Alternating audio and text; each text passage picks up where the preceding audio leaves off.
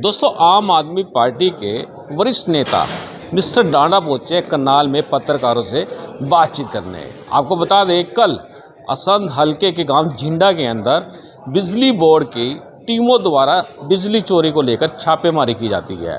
आम आदमी पार्टी ने खुल्लम खुल्ला इसका कड़ा विरोध किया है। उनका साफ तौर पर कहना है कि सरकार जनता के साथ बहुत बड़ा धोखा कर रही है, घोटाला कर रही है बिजली मीटर लगाने के नाम को लेकर। चलिए सुनवाएंगे मिस्टर डांडा का इस पूरे मामले पर क्या कहना है। अब दोस्तों, बड़ा सवाल उठ जाता है कि मुख्यमंत्री की विधानसभा के अंदर बड़ा कांड होता है। डीसी कार्यालय के नीचे चल रही ई दिशा से 25 लाख चोरी हो जाते हैं। उस पर मिस्टर डांडा क्या बोलेंगे, ये भी सुनवाएंगे। और दोस्तों, हम चाहेंगे इस खबर को ज़्यादा से ज़्यादा शेयर कर देना। दोस्तों, हमारे साथ जुड़ चुके हैं अनुराग डांडा, आम आदमी पार्टी के वरिष्ठ नेता हैं, जाने माने नेता है। अब बात उठ जाती है असंध की। पीसी में आपने अनुराग जी बड़ी बात उठाई है कि झिंडा गांव के अंदर बिजली चोरी के मामले को लेकर लोगों पर मुकदमे दर्ज कर दिए गए हैं। किस नज़र से देखते हैं? देखिए, ये सरकार जो है ये लोकतंत्र को मानती नहीं है, ये तो सबको पता है। लेकिन लोकतंत्र में जनता का अपमान करेगी, ये किसी ने नहीं सोचा था। आप लोकतंत्र की सबसे छोटी इकाई सरपंचों को चंडीगढ़ बुला के, अपने घर बुला के अपमानित करते हैं। मुख्यमंत्री आमने सामने बैठ के उनको समय नहीं देते। कभी बोलते हैं 9 तारीख को मिलूंगा, कभी बोलते हैं इस तारीख को मिलूंगा। और आज एक उन्होंने अपना आदेश जारी कर दिया कि ये दे रहे हैं हम, तो लेना है तो लीजिए, वरना अपने घर जाइए। तो ये जो लोकतांत्रिक तरीके से चुने हुए सरपंचों का अपमान कर रही है, गाँव का अपमान कर रही है भारतीय जनता पार्टी, उसी का दूसरा पहलू है जो कल यहाँ झिंडा गाँव में हुआ। गांव के लोगों के बीच में और बिजली विभाग और पुलिस के बीच में झड़प हुई, टकराव हुआ। और इस बात को लेकर के हुआ कि आप गांव के लोगों को चोर साबित करने पे लगे हुए हैं। आप कहीं भी मनमानी तरीके से बिजली विभाग के कर्मचारी जाते हैं, किसी के भी घर की दीवार कूदते हैं, कहीं पे जाके भी आप कोई मीटर पैक कर लेते हैं और बाद में बताते हैं कि ये मीटर खराब था और ये मीटर सही था। और वो निर्भर करता है इस चीज़ पे कि आप रिश्वत देने को तैयार हैं या नहीं है। अगर आप रिश्वत देने को तैयार हैं, आपका मीटर ठीक निकल आएगा। अगर आप रिश्वत देने को तैयार नहीं है, आपका मीटर में गड़बड़ निकल आएगी और मोटा फाइन लगा देंगे फिर आपके ऊपर। दूसरी तरफ आप देखें तो नॉन एनर्जी चार्जेस के नाम पे लोगों को लूटा जा रहा है, उनसे 4-4 महीने का बिल सिक्योरिटी के रूप में लिया जा रहा है। कहते हैं जब मीटर हटवाएंगे तब आपको लौटा देंगे। अब मीटर तो मैंने तो आज तक देखा नहीं किसी ने बिजली लगवा ली उसके बाद हटवा भी दी हो, ऐसा तो कभी होता नहीं है।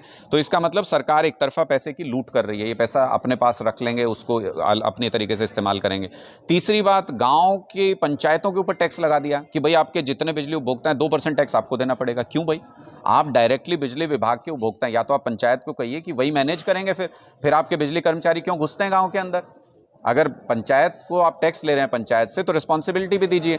तो यहाँ भी इनकी तानाशाही नज़र आती है। तो मुझे लगता है दोनों हाथों से लूट रही है ये सरकार और लोग इसको ज़्यादा दिन बर्दाश्त नहीं करेंगे। इसलिए मैंने आज ये कहा कि सरकार को ये सोचना चाहिए कि ज़बरदस्ती नए मीटर नहीं थोपें।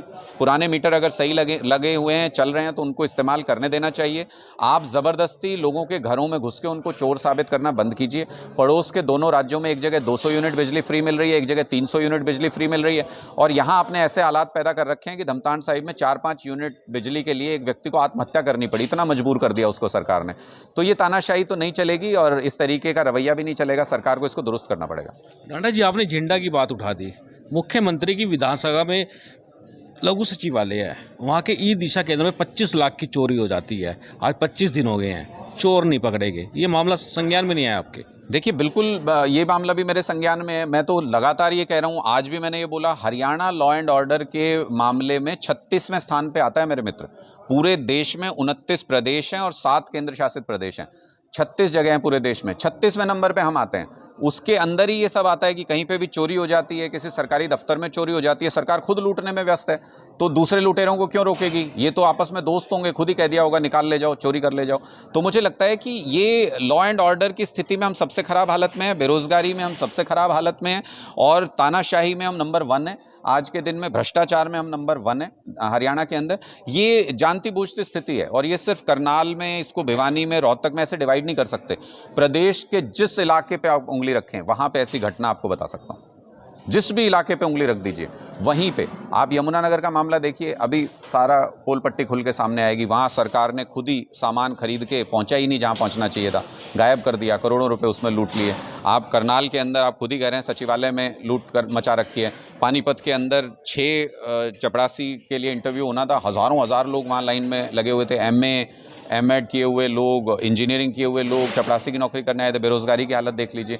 तो किसी प्रदेश के किसी इलाके में चले जाइए, सब जगह ऐसे ही टकराव का माहौल है, सब जगह ऐसे ही परेशानी है, लोगों में तनाव है और लोग इस सरकार से जल्द छुटकारा चाहते हैं। आपको लगता है एनजीटी ने यहाँ पर प्रतिबंध लगा दिया, एनसीआर एरिया के अंदर ईंट भट्ठे बंद हो गए हैं, बहुत बड़ी मीटिंग होती है मुख्यमंत्री के साथ और साफ का साफ कह दिया जाता है उनको कि अगर ईंट के भट्ठे लगाने हैं तो एनसीआर से बाहर जाकर लगाएं। वो कहते हैं ईंटें महंगी हो जाएंगी, कहते महंगी बेचो। क्या लगता है आपको? देखिए, ये मैंने इसीलिए कहा कि ये सरकार लोगों के लिए काम नहीं कर रही, लोगों के खिलाफ काम कर रही। चुना बेशक लोगों ने था, लेकिन लोगों के खिलाफ काम ये तो बहुत पुरानी डिमांड हो गई है कि बहुत सारी इंडस्ट्रीज़ इम्पैक्ट होती हैं, उससे बहुत सारा काम धंधे इम्पैक्ट होते हैं। और एनसीआर का हमें जो बेनिफिट मिलना चाहिए था, एक मेट्रो आनी थी, मुझे लगता है एक मेट्रो आनी थी, वो तो लाए नहीं आ रही है वो नहीं, वो कहाँ आ रही है आज तक? वो तो चल चली चुकी है दिल्ली से। तो हाँ, दिल्ली से चल चुकी है, वो रास्ते में ही कहीं रुक गई है। मुख्यमंत्री जी जब मीटिंग के लिए जाते हैं तो वापस बैठ के उसी में आना चाहिए उनको। तो मुझे लगता है कि जो लोगों की सहूलियत के काम है उस पर तो ध्यान है नहीं आपका, लेकिन जिन चीज़ों से लोगों को नुकसान होता है उसकी आवाज़ उठाने के लिए भी सरकार नहीं है आज के दिन में। मुख्यमंत्री हमने अपने पूरे प्रदेश का चुना था, सारे लोगों का ही होता है मुख्यमंत्री, तो जब एक बार जीत जाए तो वो प्रदेश के लोगों की सुनने को तैयार नहीं, उनकी समस्याएं उठाने को तैयार नहीं है। तो ये मुझे लगता है कि इसका चेहरा है भारतीय जनता पार्टी का, और शायद विनाशकाले विपरीत बुद्धि वाली स्थिति है कि लोगों की नाराज़गी सरकार खुद मोल ले रही है अलग अलग मुद्दों पर। तो मुझे लगता है कि इनका अंत समय आ गया है, इनका विनाश होने वाला है, इसलिए ये ऐसी ऐसी हरकतें कर रहे हैं। आपको लगता नहीं था आम आदमी पार्टी को इस मामले को लेकर कोई प्रदर्शन करना चाहिए? आम आदमी पार्टी तो ज़मीन पर लोगों के जो मुद्दे हैं उनको लगातार हम उठा रहे हैं। हम अपना संगठन भी तैयार कर रहे हैं और संगठन तैयार करने का मकसद भी यही है, जो 10 लाख सदस्य बना रहे हैं। आम आदमी पार्टी का एक एक क्रांतिकारी सदस्य इनके हज़ार हज़ार लोगों के बराबर है। एक बार संगठन तैयार होने दीजिए, एक एक जनता से जुड़ा हुआ मुद्दा ज़मीन पर अगर कोई एक आवाज़ भी किसी की दर्दनाक आवाज़ सुनाई देगी तो उसको सरकार के कानों तक ना पहुँचाएं तो आप हमें कहिएगा। इनके पन्ना प्रमुख तैयार हो चुके हैं, आपके क्या बनेंगे? इनके पन्ना प्रमुख की मैं इसलिए जानता हूं, मैंने बहुत वर्षों तक इनके पन्ना प्रमुख देखे हैं। आपको भी मैं खुला निमंत्रण देता हूं, इनके पन्ना प्रमुखों की लिस्ट ले लीजिए इनसे। जब आप फ़ोन मिलाने लगेंगे तो उनमें से आधे फ़ोन मिलेंगे ही नहीं। आधे लोग कहेंगे हम बीजेपी में ही नहीं है, आधे लोग कहेंगे कि हमारा कोई लेना देना नहीं है। ये पन्ना प्रमुख डराने के लिए, कांग्रेस डरती है इन सब चीज़ों से, आम आदमी पार्टी नहीं डरती। आम आदमी पार्टी इनसे सीधी टक्कर ले सकती है। इनके पन्ना प्रमुख हैं तो हमारे एक एक बूथ पे 10-10 लोगों की टोलियाँ बनेंगी, एक एक बूथ पे 10-10 लोगों की टीमें बनेंगी। हम भी देखते हैं पन्ना प्रमुख को घर से ना निकाल के लाए तो ढूंढ के ना लाए तो कहिएगा। क्या रहने वाला 2024 को लेकर? 2024 में बहुत बड़ा बदलाव आ रहा है, समाज उसके लिए अपने आप को तैयार कर रहा है, लोग एकजुट हो रहे हैं। ज़मीन पर बहुत करंट है इस बात को लेके। जहां भी आप खुद भी ये तय कर सकते हैं कि लोगों के बीच में जब आप जाएं तो आप लोगों से पूछ के देखिएगा। आम आदमी पार्टी का जब आप नाम लेते हैं तो सम्मान से लोग देखते हैं आम आदमी पार्टी की तरफ। आम आदमी पार्टी अच्छी पार्टी है बोलेंगे। वोट करने के लिए हमको उनको तैयार करना है, हमको उनको जोड़ना है। जब हम गुजरात में 6 महीने के अंदर 41 लाख लोगों को तैयार कर सकते हैं, हरियाणा में तो 3 गुना समय पड़ा है अभी, और हरियाणा तो अरविंद केजरीवाल जी की जन्मभूमि है। यहाँ 41 लाख भी लोग अगर हमने सिर्फ तैयार कर लिए तो पूर्ण बहुमत की सरकार बनेगी हरियाणा में। मध्य प्रदेश में क्या चल रहा है? मध्य प्रदेश, राजस्थान, छत्तीसगढ़, तीनों जगहों पे हम पूरी मजबूती से चुनाव लड़ रहे हैं और 17 प्रदेश अलग अलग हैं पूरे देश में जहां पे हम अपना संगठन तैयार कर रहे हैं मजबूती के साथ। हम वो भूमिका तैयार कर रहे हैं, हम वो ग्राउंड तैयार कर रहे हैं कि लोग इस सरकार से त्रस्त हो चुके हैं। जब इसको बदलने की ठाने तो आम आदमी पार्टी ज़मीन पर मौजूद हो, उस बदलाव को ग्रहण करने के लिए, स्वीकार करने के लिए। मनीष सिसोदिया जेल में थे, दोबारा गिरफ्तार कर लिया उनको, अगला नंबर किसका लगता है? देखिए, वो तो मोदी जी बता सकते हैं कि उनकी योजना में कौन फिट बैठता है। आपको क्या लगता है? आप टीवी पे नज़र रखिए, आम आदमी पार्टी की कोई ऐसी योजना आए जो लोगों को बहुत फ़ायदा पहुंचा रही हो, लोगों का भला कर रही हो, तो आप समझ जाइएगा जो मंत्री लेके आया अगला नंबर उसका है। हरियाणा में क्या फ़ायदा देने वाले हैं? हरियाणा में भी आम आदमी पार्टी की विचारधारा अलग अलग जगह अलग अलग नहीं है। हम दिल्ली में हमने बिजली फ्री दी तो पंजाब में आते ही हमने पंजाब में भी बिजली फ्री दी। दिल्ली में अगर हम शहीदों के परिवार को 1 करोड़ रुपए की सम्मान राशि देते हैं तो पंजाब में भी देते हैं। मोहल्ला क्लिनिक हमने दिल्ली में भी बनाए, हम पंजाब में भी बना रहे हैं। हरियाणा के लोगों को भी ये सारी मूलभूत सुविधाएं हम देंगे क्योंकि वो इसके हकदार हैं। 24 घंटे टैक्स देता है आम आदमी। 24 घंटे टैक्स देने के बाद अगर 10 रुपये उसको फ़ायदा देने की बात कर दो तो मोदी जी कहते हैं नहीं नहीं फ्री बीज नहीं, देश बर्बाद हो जाएगा। देश बर्बाद इनके दोस्तों को जब ये हज़ारों करोड़ रुपए दे देते हैं तब बर्बाद नहीं होता देश? जब उनके जहाज़ों में बैठ के घूमते हैं तब बर्बाद नहीं होता देश? जब उनके नाम लेने तक में ये वो शर्म करते हैं तब बर्बाद नहीं होता देश। जब ये उनसे हज़ारों करोड़ रुपए की डोनेशन ले लेती है बीजेपी तब बर्बाद नहीं होता देश। लॉ एंड ऑर्डर की स्थिति बड़ी ख़राब बता रहे हो आप लोग, काफ़ी ख़राब है। किसको जिम्मेदार समझते हैं आप? सरकार दोषी है, इनकी सोच दोषी है। ये लोगों को साथ लेके उनकी सहमति से उनके साथ विश्वास में सरकार नहीं चलाना चाहते, तानाशाह सरकार चलाना चाहते हैं। और जब जब लोकतंत्र में सरकार और लोगों के बीच संपर्क टूट जाता है तो उस प्रदेश की, उस देश की स्थिति लगातार खराब होती जाती है। डिप्टी सीएम के भाई की शादी समारोह चल रहा है, निमंत्रण आया था आपको?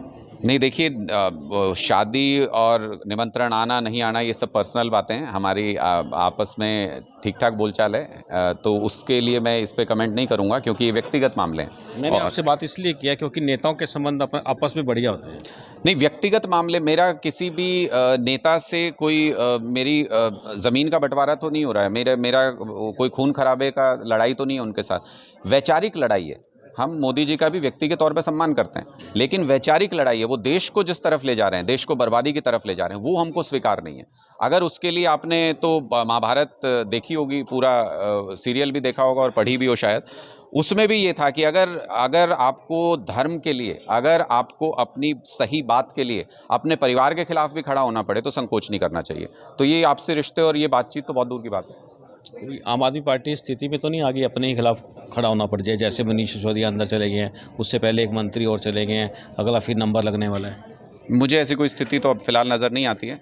आपका अंदेशा हो सकता है, मुझे ऐसी कोई स्थिति नज़र नहीं आती। मेरे से लोग पूछते हैं अगला नंबर किसका है। तो मैंने कहा तो आप टीवी पे नज़र रखिए, जो सबसे अच्छा काम करे, टीवी दिखाएगा। जो सबसे अच्छा काम करे मंत्री, हाँ। आप खुद से बता सकते हैं कि अगला नंबर इसका है। क्योंकि मोदी जी अच्छा काम करने वालों को जेल में डालते हैं, देश को बर्बाद करना चाहते हैं।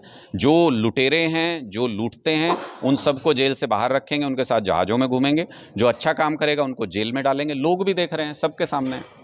आप क्या देख रहे हैं? हम भी यही देख रहे हैं। क्या लगता है व्यवस्था बदलेगी? बिल्कुल बदलेगी। चलिए, आपने हमसे बात की, धन्यवाद। Thank you. बिल्कुल दोस्तों, आपको बता दें बिजली के करंट लग रहे हैं हरियाणा के लोगों को। क्यों लग रहे हैं? मीटर तेज चल रहे हैं। और दोस्तों, मीटर चेक कराएगा कौन? कौन कराएगा चेक? और सबसे बड़ी बात है कि करेगा कौन? आम आदमी पार्टी ने खासतौर पर इस विषय पे मांग की है कि बिजली के मीटरों को चेक कराया जाए, एक कमेटी बनाई जाए।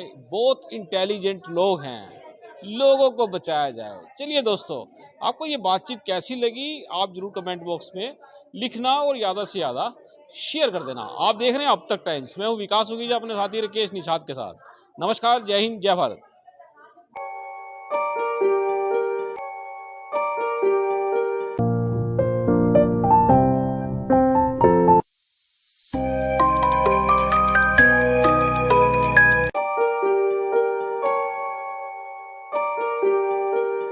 This is important for you and your loved ones. Choose a policy today from Star Health Insurance.